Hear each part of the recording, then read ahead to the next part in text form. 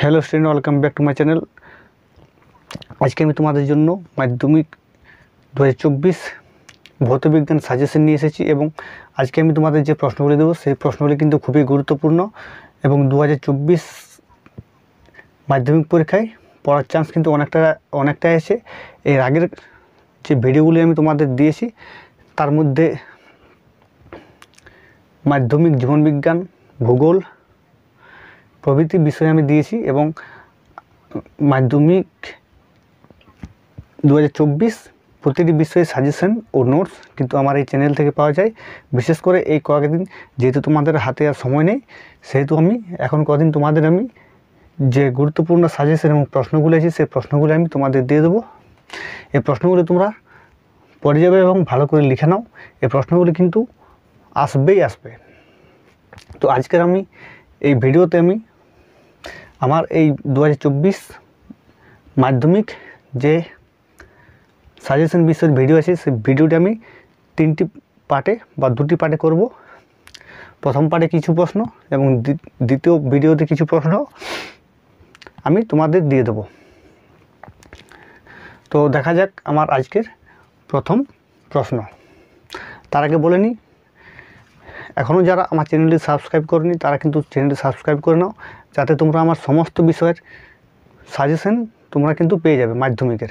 এবং এখন যদি তোমরা সাবস্ক্রাইব করে রাখো তাহলে কিন্তু উচ্চ মাধ্যমিকেরও কিন্তু আমি ক্লাস নোটস ও সাজেশন আমি দিয়ে থাকি, তাহলে তোমাদের আরও কাজে লাগবে। তো দেখা যাক আজকের আমার গুরুত্বপূর্ণ যে প্রশ্নগুলি সেই প্রশ্নগুলি আমরা দেখে নিই। প্রথম প্রশ্ন হচ্ছে সৌরশক্তির উৎস কী? আমার যে সৌরশক্তি আছে সৌরশক্তির উৎস কী? দ্বিতীয় প্রশ্ন, মিথেন হাইড্রেট কী? মিথেন হাইড্রেট কী, এর সংকেত কী? মিথেন হাইড্রেট কী এবং মিথেন হাইড্রেটের সংকেত লিখতে হবে। পরের প্রশ্ন, কোন গ্যাস মিষ্টি গ্যাস নামে পরিচিত? কোন গ্যাসকে আমরা মিষ্টি গ্যাস বলে জানি? পরের প্রশ্ন, ওজোন স্তর ক্ষয়ের মূল কারণ কী? আমার যে ওজোন স্তর আছে ওজোন স্তর ক্ষয়ের মূল কারণ কী? তারপরের প্রশ্ন, বিশ্ব উষ্ণায়নের দুটি কারণ, দুটি ফলাফল ও দুটি নিবারণের উপায় লেখো। তারপরের প্রশ্ন, ট্রপোস্ফিয়ার ও স্ট্র্যাটোস্ফিয়ারের অপর নাম কী? অর্থাৎ ট্রপোস্ফিয়ারের অপর নাম কী বা স্ট্র্যাটোস্ফিয়ারের অপর নাম কী? তারপরের প্রশ্ন, বেতার তরঙ্গ ও মরুজ্যোতি কোন স্তরে দেখা যায়? আমাদের যে স্তর আছে সেই স্তরের মধ্যে বেতার তরঙ্গ ও মরুজ্যোতি কোন স্তরে আমাদের দেখা যায়? পুনর্নবীকরণযোগ্য ও অপুনর্নবীকরণযোগ্য শক্তি দুটি করে উদাহরণ দাও। পুনর্নবীকরণযোগ্য শক্তির দুটি উদাহরণ, অপুনর্নবীকরণযোগ্য শক্তির দুটি উদাহরণ। পরের প্রশ্ন, সিএনজির মূল উপাদান কি? এর পুরো নাম লেখো। সিএনজির যে মূল উপাদান সেই উপাদানগুলো লিখতে হবে এবং সিএনজির পুরো নাম কি সেটা লিখতে হবে। তারপরের প্রশ্ন, বয়েলের সূত্রটি লেখো। এক্ষেত্রে ধ্রুবক রাশিগুলি কী কী? আমাদের বয়েলের যে সূত্রটি আছে সেই সূত্রটি লিখতে হবে এবং বয়েলের সূত্রের যে ধ্রুবক আছে সেই ধ্রুবকগুলি আমাদের লিখতে হবে। তারপরের প্রশ্ন, বয়েল ও চার্লসের সমন্বয় সূত্রের রূপটি লেখো। আমাদের এখানে বয়েল ও চার্লসের যে সমন্বয় সূত্রের যে রূপটি আছে গাণিতিক রূপটি, সেই গাণিতিক রূপটি আমাদের এখানে লিখতে হবে। তারপরের প্রশ্ন, পরম শূন্য উষ্ণতার ধারণা দাও ও পরম স্কেল কী? পরম শূন্য উষ্ণতার ধারণা দাও ও পরম স্কেল কী? ওই পরম শূন্য স্কেল কী?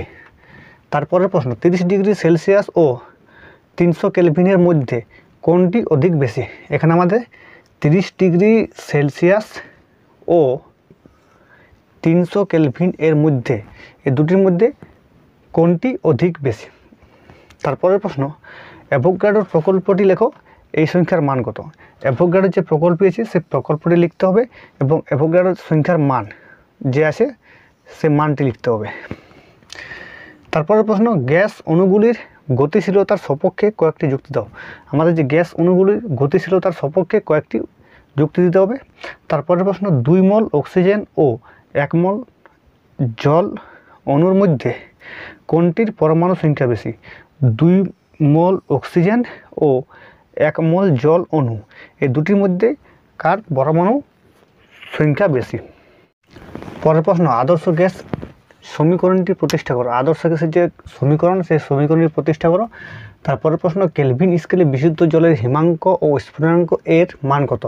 কেলভিন স্কেলে বিশুদ্ধ জলের হিমাঙ্ক ও স্ফুটাঙ্ক তার মান কত সেটা লিখতে হবে। তারপরের প্রশ্ন, কোন সাধারণ অ্যালকেনের বাষ্প ঘনত্ব যদি 8 হয় তবে তার সংকেত কী হবে? আমাদের কোনো সাধারণ অ্যালকেনের বাষ্পের যে ঘনত্ব, সে ঘনত্ব যদি আমাদের 8 হয় তাহলে তার সংকেত কী হবে সেটা লেখো। তারপরের প্রশ্ন, অতিরিক্ত পরিমাণ লঘু সালফিউরিক অ্যাসিডের সঙ্গে ফেরাস সালফাইডের বিক্রিয়ায় 11.2 লিটার হাইড্রোজেন সালফাইড পেতে হলে কী পরিমাণ ফেরাস সালফেট প্রয়োজন? আমাদের অতিরিক্ত পরিমাণ লঘু সালফিউরিক অ্যাসিডের সাথে যদি ফেরাস সালফাইডের বিক্রিয়ায় 11.2 লিটার হাইড্রোজেন সালফাইড পেতে কী পরিমাণ ফেরাস সালফাইড প্রয়োজন সেটা আমাদের এখানে করতে হবে। তারপরের প্রশ্ন, উত্তপ্ত লোহার উপর স্টিম চালানো করলে 2 মোল হাইড্রোজেন গ্যাস উৎপন্ন করতে কত মোল লোহার প্রয়োজন? ওই পরিমাণ লোহার পারমাণবিক ভর ও গ্রাম পারমাণবিক ভর কত হবে তা লিখি।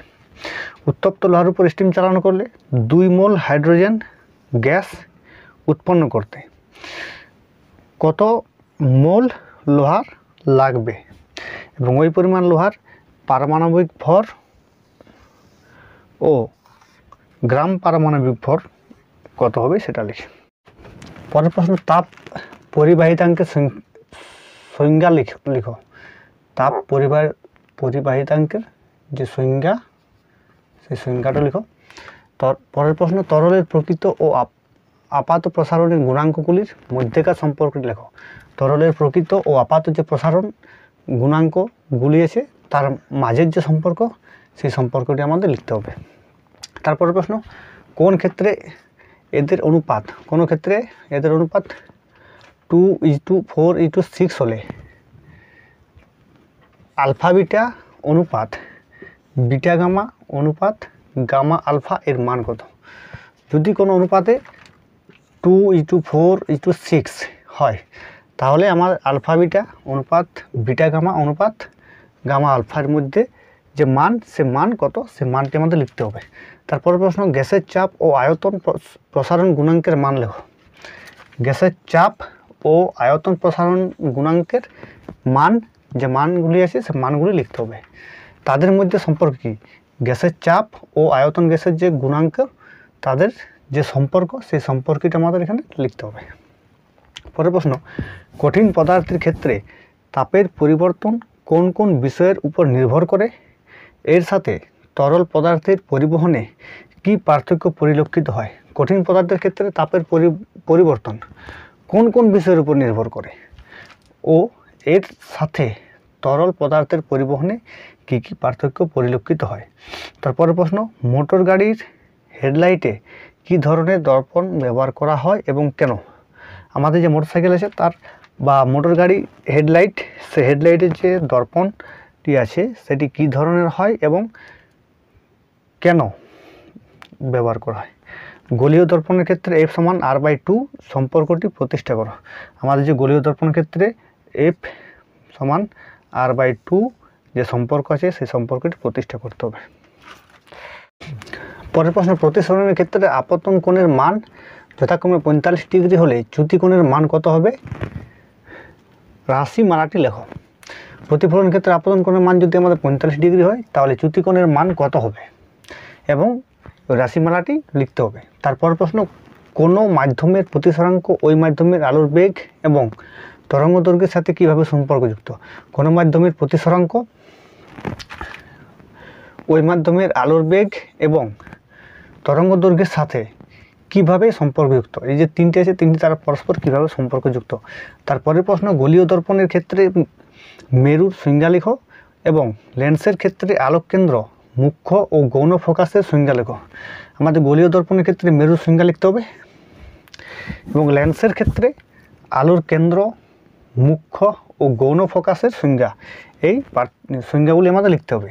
তারপরের প্রশ্ন, স্নেলের সূত্রটি কোন ক্ষেত্রে প্রযোজ্য নয়? স্নেলের যে সূত্রটি আছে সেই সূত্রটি আমাদের কোন ক্ষেত্রে প্রযোজ্য নয়? তারপরের প্রশ্ন, প্রতিবিম্ব কাকে বলে? সৎ ও অসৎ প্রতিবিম্বের মধ্যে পার্থক্য লেখো। প্রতিবিম্ব কাকে বলে? সৎ প্রতিবিম্ব ও অসৎ প্রতিবিম্বের পার্থক্য লেখো, একটি করে ব্যবহার ও প্রয়োগ উল্লেখ করে। যে পার্থক্য লিখতে হবে সেটি একটি করে ব্যবহার ও প্রয়োগ উল্লেখ করে আমাদের পার্থক্য লিখতে হবে। পরের প্রশ্ন, প্রিজমের মধ্য দিয়ে আলোর প্রতিসরণের চ্যুতিকোণের রাশিমালা নির্ণয় করো। প্রিজমের মধ্য দিয়ে আলোর প্রতিসরণ যে চ্যুতিকোণের রাশিমালা আছে তা আমাদের নির্ণয় করতে হবে।